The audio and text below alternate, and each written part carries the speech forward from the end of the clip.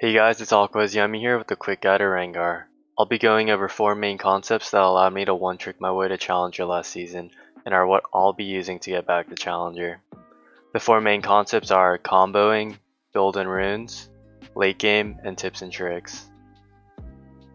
First off, I'll be showing you guys the one-shot combo. If you're unable to do this, then you shouldn't be playing Rengar, as it is vital to carrying as him, so just keep practicing in the practice tool until you get it right. The basic combo goes Q, leap, E, W, T-mat, and once you land in powered Q, it'll look something like this. So basically, there are scenarios where you're going to want to empower W or E, and I'll be going over those shortly. One thing to note while doing this combo is how far you are leaping. So the closer the enemy champion is to you, the faster you'll have to do your combo, and the faster you'll be able to one-shot them without them noticing. And if you leap very far from the opponent, they will have much more time to react and flash away. So generally, the closer you are, the more effective your combo will be. So one thing you guys can do if you have to maximum leap is to empower E instead of Q at the end of the combo. This will lock them in place and ensure they kill if you hit it. But the bad thing about this is if you do use empower E and you miss it, you'll likely get question mark pinged by your team and have to do the walk of shame back to the jungle. I actually use this combo a lot though early game, because most of the time you're not going to have enough damage to fully one-shot someone, and by snaring them your team can help you finish them off. The scenario that you guys will be using empower W is when you want to one-shot someone in a group then get out. When using this combo though, you need to make sure that you're able to one-shot them, otherwise you're basically just tickling them and running away. When this combo is used correctly though, not only does it net you a kill, but it'll also make the enemy carries want to alt F4, which is always a plus. Another combo that I use frequently, especially when I gank mid, is starting off with empowered E. To do this, you're going to need 4 stacks either from a camp or a plant, then you're going to want to ulti, and instead of empower queuing at the beginning, you're going to want to hold your ferocity, and then once you leap, you E them in place, and then you full combo them. The trickiest part about one-shotting with Rengar is hitting the bullet in the middle of the air. When you throw it, you have to predict where the enemy is moving, and if you miss it, you may not be able to one-shot them, especially in the early game. The way you hit it is, if they're running towards you, you gotta throw it back like Shoddy, and if they're running away, you gotta throw it forward. If they're running left or right, you have to throw it left or right and take into account their movement speed. A problem that you'll likely face when playing Rengar is one-shotting champions who can dodge your combo, like Zed, Xayah, and Fizz. A way to work around this is leaping through terrain, which dramatically decreases their time to react, allowing your combo to fully go through. Another way is by rooting them with your empowered E and then using your combo. The last combo that I use every game is the combo I use to jungle clear. Basically, if you're not able to one-shot the jungle camp, then I just use this combo.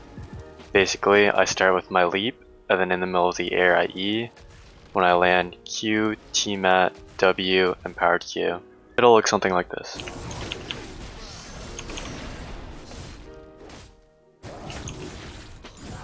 Next I'll be talking about items and runes. For items, you're always going to want to skip the jungle item and go straight to Duskblade. I almost always buy level 2 boots after, because Duskblade is such a big power spike that you don't need extra damage buying long swords. The only time that I wouldn't go level 2 boots is if I'm behind and need the extra damage to kill people. Otherwise, the movement speed and cooldown reduction you get from the boots is much more important. I typically always go Lucidity boots unless all the enemy champions are 80, and even then you don't have to. It's more of a feeling thing. After you get Lucidity boots, you can either choose to build into Night's Edge, Youmuu's, or Lord Dominik's Regard. Most of the time I go Night's Edge as it gives you more survivability and decent damage. But if you feel like you need the extra damage, then you can go Youmuu's. Sometimes I'll build Lord Dominik second if somebody on the enemy team rush Ninja Tabby and I want to one-tap them. Because armor is such a hard counter to lethality, if you don't have Lord Dominik's you won't be able to one-tap them. So by getting this item early, you'll be able to continually clap their cheeks throughout the whole entire game. After I build my second item, my third item will always either be Lord Dominik's or Night's Edge. As your final item, you can choose to build the last item you didn't build earlier out of the 3, but I find that it is better to buy Phantom Dancer and start transferring to crit Rengar. I do this because in the late game, if they start to build lots of armor, lethality really starts to fall off, so I go Phantom Dancer into Ravenous Hydra and sell Duskblade for Essence Reaver, then sell Boots for Infinity Edge. This is to keep a high CDR % for your ult while maintaining high damage. Builds can vary depending on the game, but that's the typical outline of the builds I do each game. I pretty much never go Mortal Reminder because as a Rengar your whole job is to one-shot someone, and if they're one-shot there's not really much left to heal, but if you are behind and they have a really fed Soraka, then sometimes I do consider going Mortal Reminder, but that's pretty much the only scenario that I'll ever go Mortal Reminder. For runes, I've always won Electrocute because it's the most brainless in my opinion. It makes one-shotting much easier, but in return your outplay potential is far less than if you went Conquer or Fleet Footwork. These 3 keystones are all good on Rengar and see play at the highest level, so you should just try all of them and stick with the one you find the most success with. A pro with this page though is with the extra CDR you can go unique path with Rengar. You go from red to blue and stop by Raptors to get 2 free stacks, to Gromp, and then you can either gank or continue to farm. If you go for a gank, this depends on your lanes and if you think you're able to kill them. If you're unable to kill them, then it's generally not worth it as you lose a lot of XP and time. If you do decide to farm, then you'll go Wolves into Raptors into Scuttle. Unless you see a gank in the middle, then you go gank.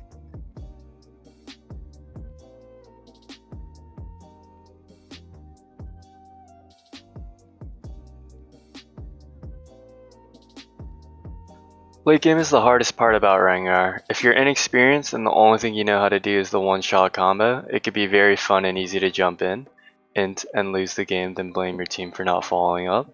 Trust me, I've been there. But if you want to win, you'll follow these 4 main ideas and structure your gameplay around it. Number uno is Rengar is very good in the jungle, so Baron fights and Dragon fights, you're going to want to prioritize fighting near bushes. Number 2, Rengar is very good at split pushing because he does a lot of damage to towers, and most of the time you can just dive whoever comes to match you if you're fed. Number 3, when your ult is not up, you don't want to fight, as Rengar is as useless as your 0 into mid Yasuo who watches a lot of Mo, so just wait till it's up before you fight. Number 4, Rengar is amazing at catching people out of position, so don't be afraid to go hunting with your ult. Just make sure you're not being the one hunted. Lastly, tips and tricks are what sets apart Diamond and below Rengar mains from Master plus Rengar mains. It is pretty vital to incorporate all these tricks into your gameplay, as without them, you won't be channeling your inner scrub noob and doo-dooing on all your opponents every game. First, we'll be starting off with the basic mechanic, which is flash E-ing. This is very important for getting kills out in the open when you don't have your ults. And it works best when you have 4 stacks, but you can still just do a normal flash E if you know you're going to get the kill. Number 2 is stack management. You're always going to want to try to maximize your stacks by dragging out camps, wards, or jungle plants, and keeping your frosty up by attacking random things. Number 3, use your ult immediately after getting 5 stacks. This allows you to get extra movement speed and damage once you activate the empowered Q, or it could also set up a free snare during your jump. Number 4, don't be afraid to flash into bushes to get a jump.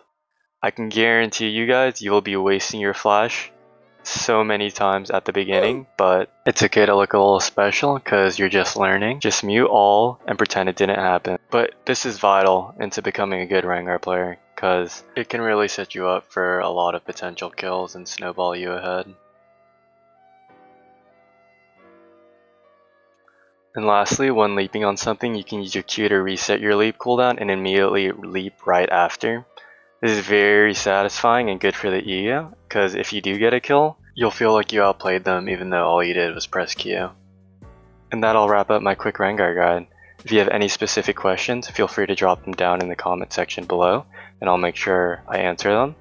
Also, I'll be posting a quick jungle guide next, so stay tuned.